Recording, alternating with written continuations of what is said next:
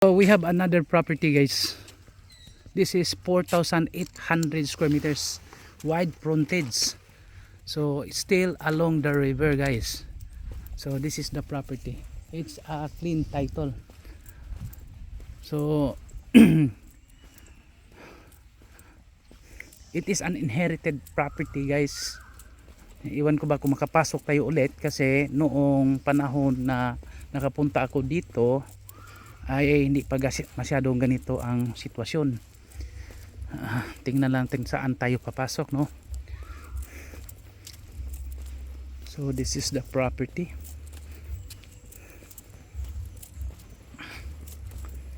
Along the river talaga ito, guys. So 4,800, pwede sila magbenta ng 2,000 kasi dalawang may-ari. Yung isa na humahawak ng 2,000 at yung isa humahawak sa 2,800, kaya 4,800 lahat. So ito po yun, tingnan natin, no? Tabi naman. So pwede tayo bumili ng portion, which is the 2,000, or magpili ko, ubusin mo yung 4,000. So naming ano, ganyan talaga ang buhay. Brother life, brother life. Tabi.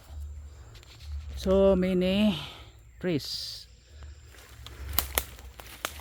So when you cut the tree, you need to ask permission from the DNR.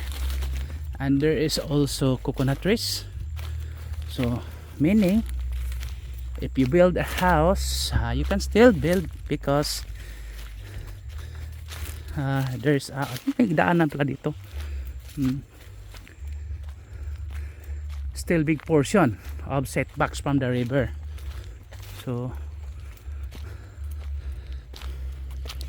again, the size is 4,800 square meters. Inherited property with a clean title. So nandito na po tayo, malapit na tayo sa river. Pero hindi ito daanan ng mga yung river cruise, hindi ito. Iba itong daanan. So kung may yate kayo or may sarili kayong bangka, pwede pa rin tayo makano. May resort doon.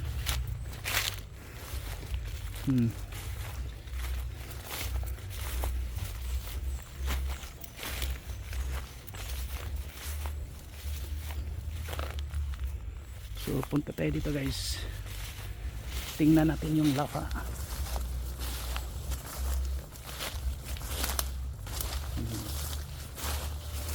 See, it's along the river. Oops, I'm sorry.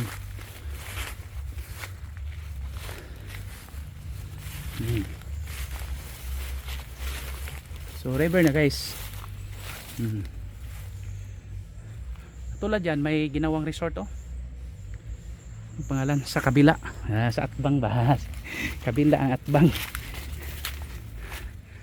Nyara kong proceed dito, balik sa ko dire.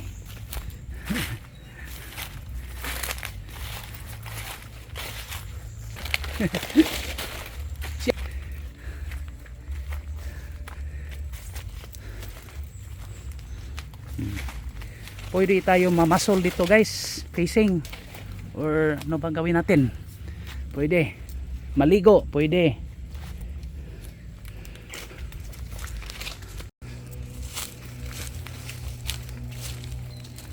So makita natin, may resort. Okay tayo, guys. So kung sino yung gustong may maraming puno, dito yung hinahanap natin, kasi may mga buyers na gusto nilang maraming puno. So many trees, they want so many trees around. So this is the location, guys. This is connection to the sea, connecting ito sa dagat.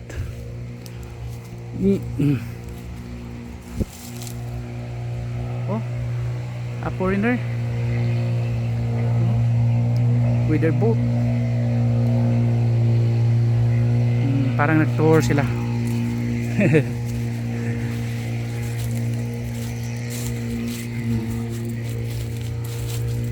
Minamasdan nila ang ganda ng Lobok River.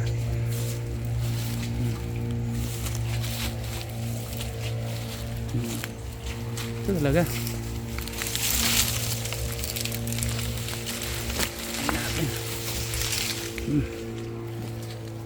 See? So simple lang, riprap lang natin ng kaunti. Yan. Gastos talaga. Pero depende. Kasi katulad ng iba dyan, oh, hindi naman nag-riprap sila.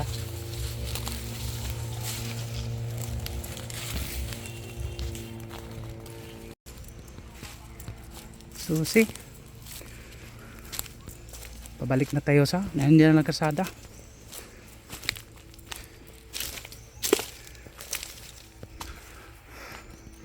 Puno.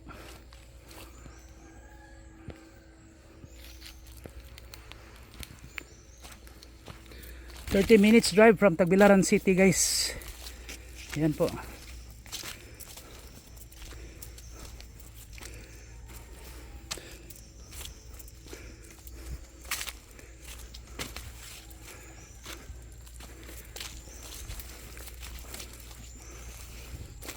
I repeat, the size is 4,800 square meters. Then there are two owners of this 4,800, and we can cut or subdivide a portion. The other one is 2,800 and the other one is 2,000. So which is which? Kung saan ang gusto mo, okay. Kung saan ka happy. So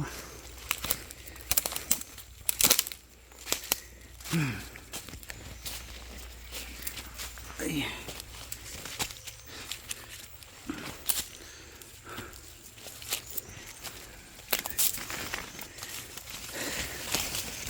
Wow. So thank you and God bless to all.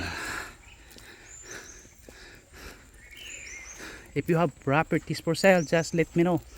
Just submit it to us. We'll help you sell your property. Then we will process transfer of title. Pwede tayo mag-process ng titulo.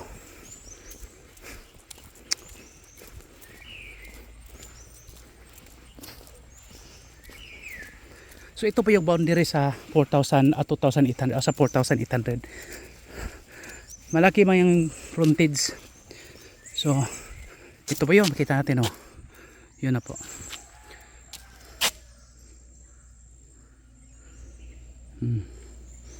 River yan. So pwede yan.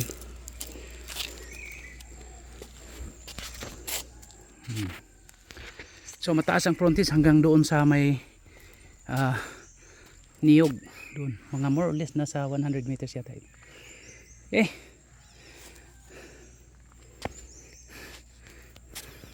Bye.